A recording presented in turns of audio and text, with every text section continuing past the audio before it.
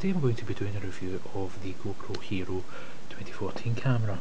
This is GoPro's entry-level sports camera, but despite it being an entry-level product, it is far from a mediocre or bog standard one. I've had this for a couple of months now, and I didn't review it right away because I didn't feel it was right to just jump right in after taking a couple of shots. The purpose for me buying this camera was to use it as a dash cam, so I really wanted to see what it was like in different weather conditions. And in the UK you get pretty much all four seasons in one day sometimes.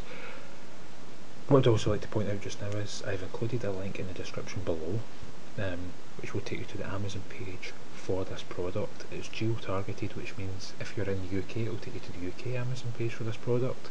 If you're in America it will take you to the American page, or Canada it will take you to the Canadian page, etc. for this product.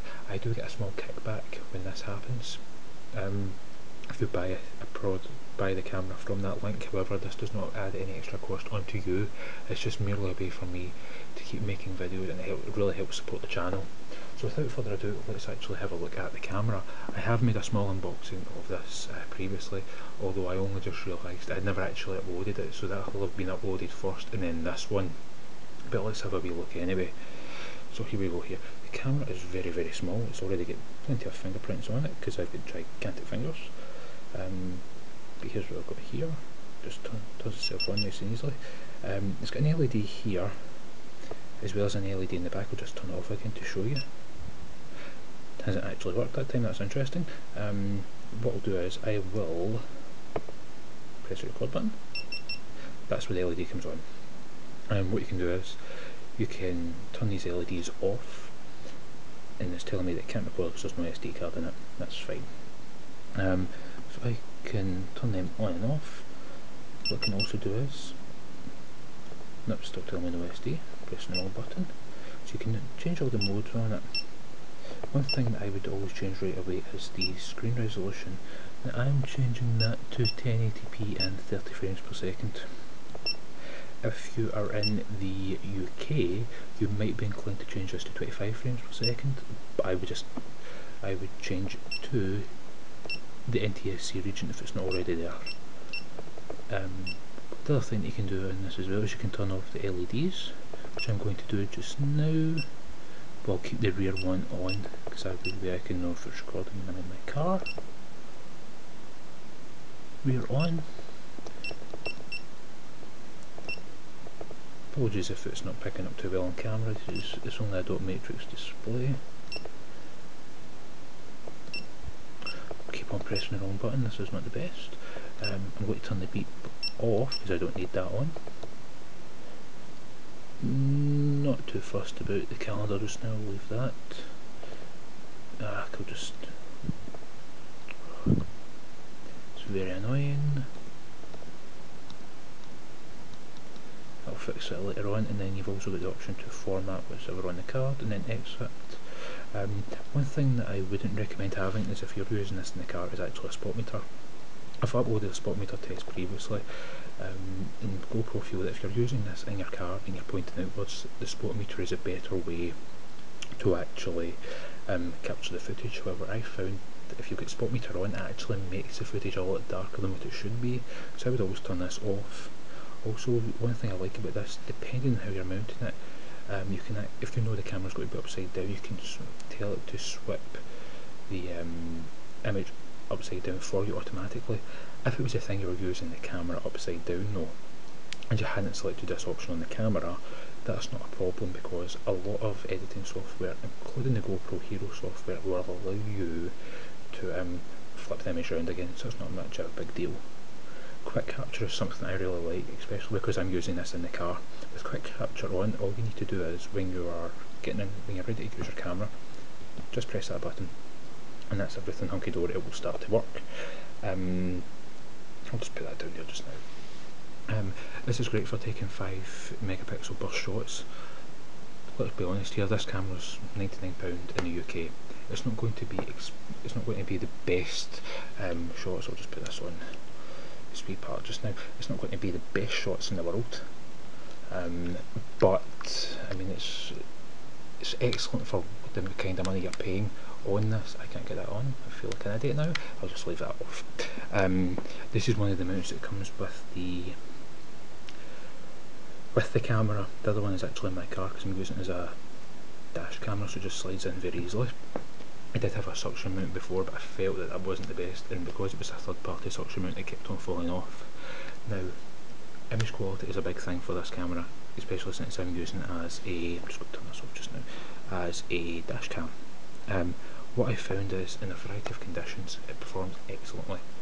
One thing that I didn't like about it was sometimes registrations appear washed out. However, this is not a fault of the camera, it's actually because the registration plates are highly reflective, the light's bouncing off it and then it's coming back over again, and the camera gets a wee bit confused. But again, it's a £100 camera, you can't expect wonders for this. My main reason for this was there's quite a lot of cyclists where I live, and it's not been the first time a cyclist has just jumped out and I've nearly hit them. Obviously, I don't want any harm to come to them, and I don't want to have to hit them, and I don't want to hit them rather, but if it was a thing that I was in an accident and I could catch it on camera, because the way the camera, it's got a wide angle lens, it will take in the whole view of the windscreen. It keeps me right, and it keeps any other motorist right as well. There's also quite a lot of scams going around just now. People will deactivate their brake lights, will stop in a hurry, you'll run into the back of them because no brake lights come on, so how are you supposed to know? And then they claim money off you, and they ask for money up front rather than going through the insurance, and of course you're in a state of shock, you will give that money out. That aside, we'll have a look at the footage and then we'll come back and we'll talk about my overall findings of this camera.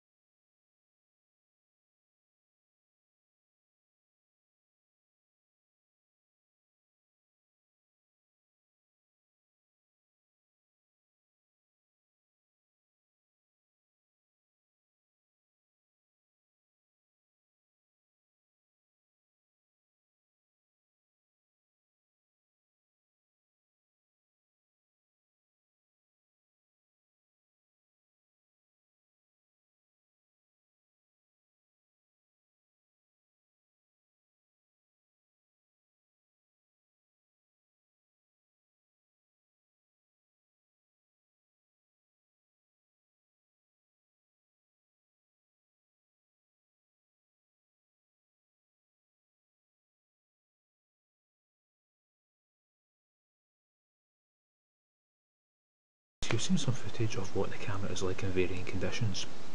I'm highly impressed with this camera. Some of the points I would like to add though before you actually go out and buy it is, when you do purchase it, you do not get a micro SD card with it. You have to purchase that separately. Now, I had got this one from Amazon, I'll also leave a link in the description below. I got that for £8. It's a 16GB camera, and this will get you 2 hours and 18 minutes at 1080p 30 frames per second. Excellent value for money. It's dead easy, you actually get a SD card adapter, so you put that into it and you just format it, or you can format it in the camera as well on your PC, and that very easily just slides right in there. No problems, no hassles. There are 3 modes. There are the Super View mode for 720p 60 frames per second, 720p 60 frames per second, and 1080p 30 frames per second. My overall preference is 1080p 30 frames per second, just because I'm capturing more detail. I didn't quite like, for my purposes of using it as a dash cam, I've tried the camera out in other situations at 720p at 60 frames per second, it works well for that. For using it as a car dash camera, I felt the 60 frames per second at 720p mode made it look kind of cheap, almost like a 90s soap opera in America. If you've ever seen Friends, or Days of Our Lives and Friends, that sort of like footage effect. I don't know quite how to describe it, but I didn't like it for using it as a dash cam. I know that Kaz UK as well, I'll actually leave a wee link to his video about it. He was actually going to use it at 720p at 60 frames per second, so it'll be interesting to hear how he's getting on with that as well. The camera is great, there's no doubt about that. It is a fantastic piece of equipment. The software that you get with it is, well, it's a GoPro Hero software that you can download off the internet. I found that to be okay. I didn't like the fact that you had to move the video into the converter, trim it, convert it, and then alter the video afterwards. For my personal use, I use Adobe Premiere Elements.